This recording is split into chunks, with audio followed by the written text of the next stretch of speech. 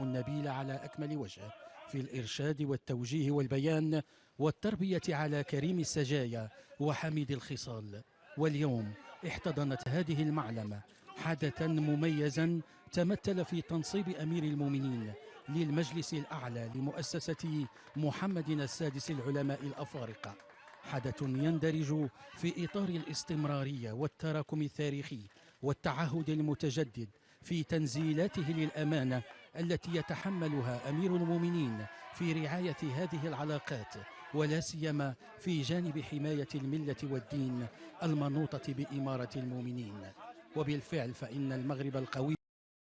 بتاريخه العريق القائم على الوسطية والاعتدال والتسامح يحظى بتقدير متزايد من لدن الدول الإفريقية الشريكة التي ترغب في الاستفادة من تجربة المملكة لتكريس استقرارها السياسي والروحي وقطع الطريق على تنامي الأفكار الظلامية. وتعد الجهود التي يبذلها أمير المؤمنين صاحب الجلالة الملك محمد السادس حفظه الله لإشاعة الصورة الأصيلة للإسلام مظهر إعجاب وتقدير العديد من هذه الدول التي ترى في المملكة ليس مجرد مصدر للإلهام، وإنما مرجعا متينا في مجال الإصلاحات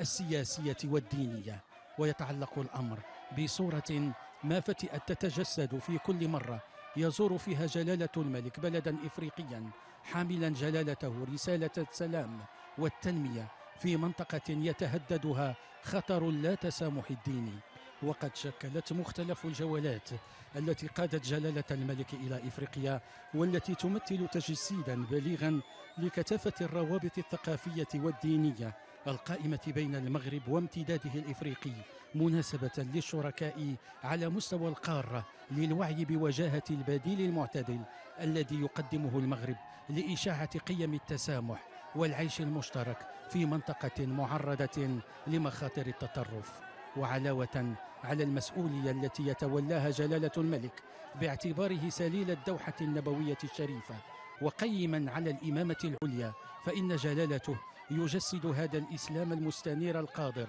على الوقوف سدا منيعا أمام تنامي التطرف الذي بلغ مستوى مقلقا ويعصف بأي جهود للتنمية الاقتصادية والاجتماعية، ووعيا منها بالخطوات التي قطعها المغرب في مجال إصلاح الحقل الديني وكذا بالسلم والاستقرار اللذين تنعم بهما المملكة بفضل دستور طلائعي يقر بالهوية التعددية للمملكة. طلبت العديد من البلدان الإفريقية من المغرب الاستفادة من تجربته الرائدة.